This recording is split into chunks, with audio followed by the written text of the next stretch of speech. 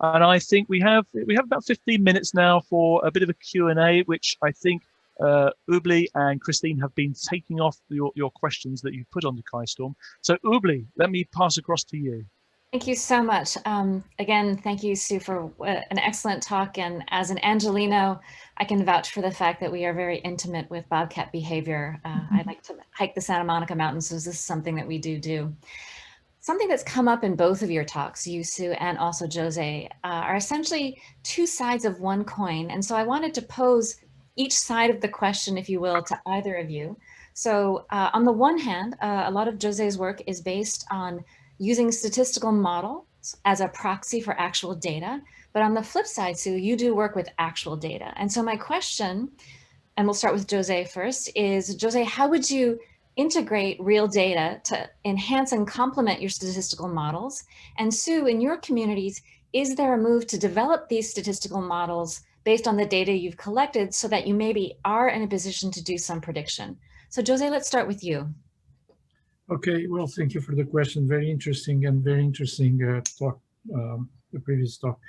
So actually, we just developing models in abstract is not very useful. And that's why I think that we do need to work with the people that collect and understand the data.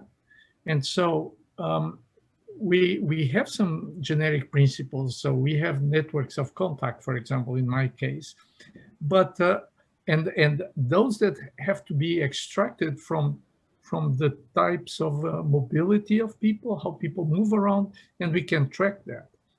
But then you have the parameters of the model, and those parameters have to be estimated from the data. And so from my point of view, it would be wonderful to have access to these data sets that Susan talks about, for example, and estimate, make the models realistic, and then contrast the output of the model with the data that Susan collects about the different phenomena. So I think that machine learning models, technologies, we do need to pay a lot of attention to the domain expert, to the data that is collected that reflects the real world. Yeah, and I would follow on and say absolutely that, in fact, the scenarios I gave about what we're doing with the bobcats, the first agent-based model was a network type of reiterative model where my role in that was to say, well, how many of the bobcats or agents in that scenario might have infection and what's the approximate rate of transmission once they are in contact together. And we made some predictions about what that would show, which were borne out in the empirical data collection. So yeah, it's a very reiterative process, and it's also a time when this being able to communicate with people who have a different language is so important, so that you can contribute the knowledge from each of the groups together. And the modeling really does help a lot, I think, to understand the statistical risk factors that are associated with these types of events, where in the populations we work with, there may be 200, 300 animals total, and it's hard to really to record enough events to know if you're really looking at an aberration or a general trend. Great. Christine. Yeah, I have a burning question, I think, to both of you as well, but maybe over to Sue initially. We talk a lot about single agent, single host kind of modeling, and there's huge gaps in our theoretical understanding for spillover, and never mind what ends up becoming pandemics. And I guess I would love to get your thoughts, Sue, specifically on how inferable do you think findings are in terms of looking at a host reservoir and the movement patterns? How inferable is that to other species? I mean, your example of having 3 cats going in the same direction, 3 different species. I guess I'm wondering, are there models? Can we start to build some theoretical models around that knowledge? And you did an amazing job with the urban setting and understanding how fragmentation of habitat has implications. But For pandemics, there's probably more subtle environmental change happening that might be on the order of, deforestation or patches and maybe some land conversion. And some of that could even be beneficial to preventing pandemics. So over to you for what your thoughts are on that, and then also over to Jose after. Thank you. Sure. Yeah, and I guess the biggest issue is like, what parameters do you pick to evaluate? And so, for example, roads are a good example, because in California, we showed there were significant barriers to movement. That's probably even more true for the bigger cats, the pumas, which do tend occasionally to get into the more inner sanctum of Los Angeles, surprisingly, but they can't really move around very much. But then what we found by doing some landscape genetics studies in all three of our sites is that in Florida, it's hard to really see any impact of roads, because mostly the animals are moving around in swamps and there's one major road. In Colorado, roads in certain rural areas might be beneficial because they provide corridors for movement for the animals, but they're not so likely to be injured or restrained because there's not a lot of traffic on them. And then of course in Los Angeles, they do prevent significant barriers. So one thing we have done is to try to use our 3 different ecosystems and study areas to kind of draw these inferences more broadly. We are talking about species that have very big home ranges and they move quite far, and they do have predator-like behavior. So that does limit some of the inferences we can make to other species, but it does give us a bit of a handle of how to look at the variables and how what specific landscape features might facilitate disease transmission or impede it. Yeah, I think, and I think Uli's going to follow up, but just for Sue, like on that, are there species that you can think of that would be really good indicators for environmental change as it might relate to pandemics? Because big cats are obviously so relevant to landscape. They use so much landscape. Right. Are there other species you think that would be an indicator of this type of environmental change?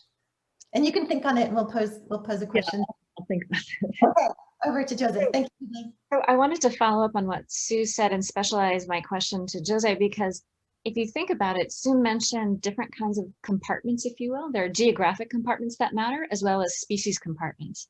And so my question to you is, at what point does having too many axes or distinctions, too many different classes, actually challenge the ability of the theory to say something meaningful, right? Because if we model everything, we get something that's very hard to use for design and prediction. So that's very interesting. So it's clear that for example, one of the speakers this morning, I think it was Joseph Wang, was talking about the sensors that instrumenting maybe wearables and so forth. So these sensors, no matter what, are going to be very small. They are going to be inexpensive, and so we cannot develop a theory that is so complex that it will require a supercomputer to be placed on the sensor. And so the algorithms, the models have to reflect the main features of reality, but they cannot be so detailed that, as you say, we can do any analysis or extract any trends or any knowledge, actionable knowledge from the models.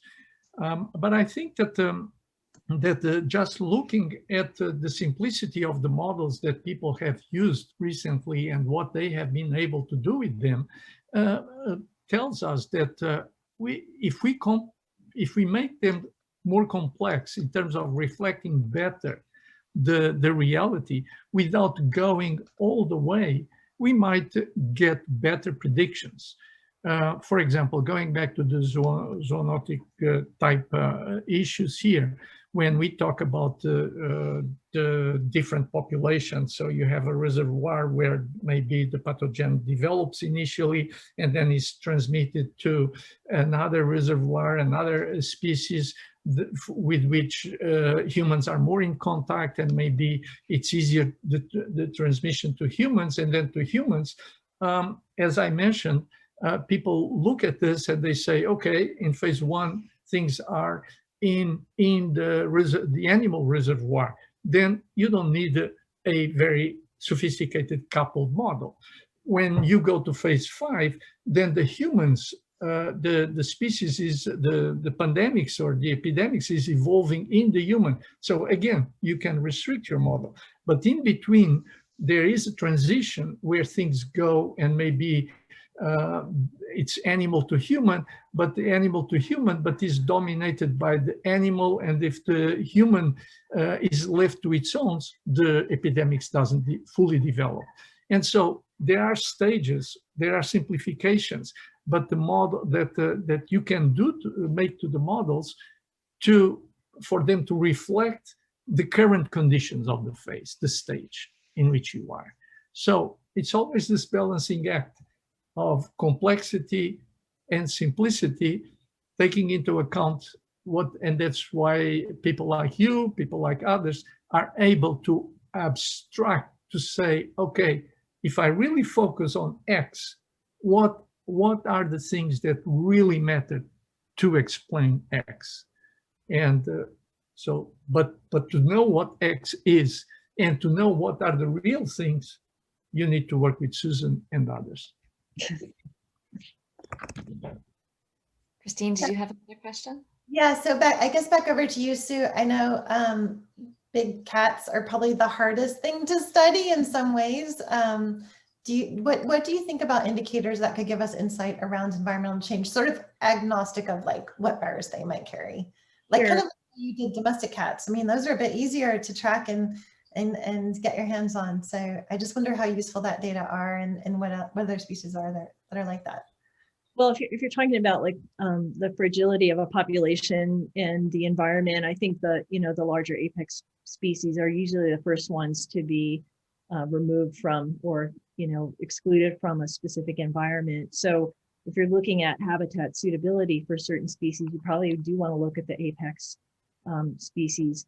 I think that we have an opportunity, if we're specifically thinking about human or peri-domestic disease transmission, to look at the wildlife that tends to adapt to human environments. So raccoons and skunks and certain species of birds and the rabbits, cottontail rabbits, etc., which we were talking in my breakout group, like there's not a very significant number of groups that monitor disease in those populations, and they could actually be quite, more readily obtained and may give general information about the health of the ecosystem. Mm-hmm. And we've had outbreaks, for example, in Colorado of rabies and in fox and coyotes, or not rabies, mange or distemper. We have tularemia and now rabbit pox. And so I think that those type of outbreaks are potentially telling us something about the biodiversity and the health of the ecosystem when you see those fluctuations in those populations. Yep, that makes a ton of sense. And definitely disease transmission in the urban setting is probably going to be increasingly important. Great. So I'm going to tie things up with one last question, which could actually be directed to both of you, but I'm going to start with Jose, which is, in terms of the epidemic modeling that you're doing, what would you say is a metric of success? And is it something that you can actually test? Very good. So one needs to look, I think that look at what happened with COVID. COVID, we were completely behind. And at the beginning, people didn't know things because they made associations with previous experiences. The SARS epidemics, for example, that CDC, I guess, came with the thing saying, oh, you don't need to use a mask, and then, of course, corrected itself. So I think that in the end is how the models now as test beds, okay, because there is a lot of uncertainty, and so you cannot just say, I'm going to run my model with these parameters. You have to run with a collection, different sets of conditions, and get kind of different predictions, different alternatives. But the real metric of success in the end is if you use your models and test beds and experiment with the measures that you can take to control the epidemic's evolution.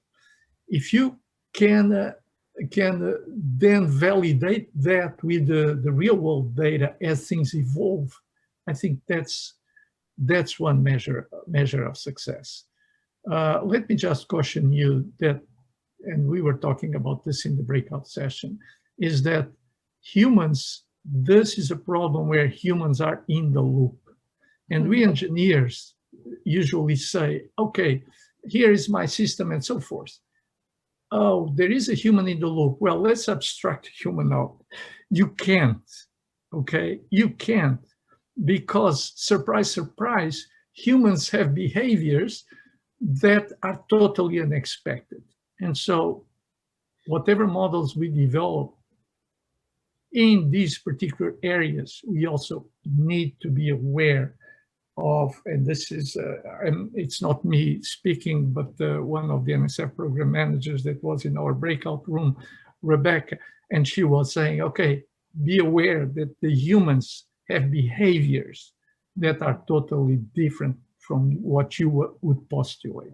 Joseph, sorry to interrupt. Let me just put a pause on there, just very quickly. Susan, did you have a very quick response on that? I need to move this on fairly quickly, but did you have a response as well?